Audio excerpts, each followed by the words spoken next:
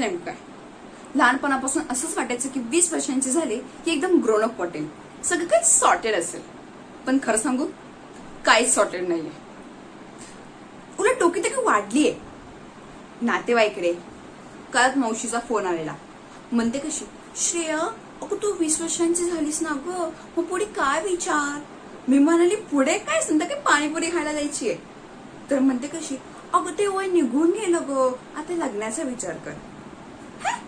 अजून माझं ग्रॅज्युएशन व्हायचं बाकी आहे, अजून मला स्वतःच्या पायावर उभं राहायचं बाकी आहे, आणि ह्यांना माझी पाठवणी करायची झाली आहे. इथे साधं माझ्या गादी नीट मला आवडता येत नाही, नवऱ्याला कशी आवडणार आहे मी? आणि माझे आई बाबा, त्यांचं लॉजिक तर नासाच्या शास्त्रज्ञानाला सुद्धा समजणार नाही.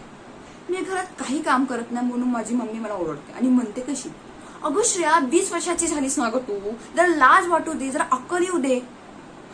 आणि ते जर मी माझ्या मित्रमैत्रिणीसोबत गोव्याचा प्लॅन केला तर बाबा कसे म्हणतात माहितीये, कुठेही जायचं नाही, लहान आहेस तू, एकटी तू कुठेही जाऊ शकत नाहीस. म्हणजे मला नक्की तुम्ही क्लिअर करा, मी लहान आहे की मोठी? आणि तुम्हाला माहिती ना, या वयात क्रश आणि लव्ह लाईफचं काहीतरी वेगळंच असतं. कॉलेजमध्ये एक मुलगा तुम्हाला आवडतो, त्याच्याकडे बघून तुम्ही किंवा स्माइल देताय, आणि तोच मुलगा तुम्हाला येऊन म्हणतो, हाय ताई, तुमच्या वर्गातली नेहा ना, तिचा नंबर आहे का तुमच्याकडे? संपत.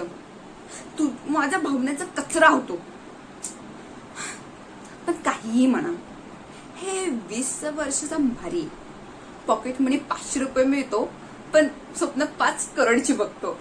डाएटसाठी सॅलड मागवतो, पण शेवटी शेव मारून खातो. कन्फ्युजन आहे, पण लाईफ फुल अँड राडे बाज आहे.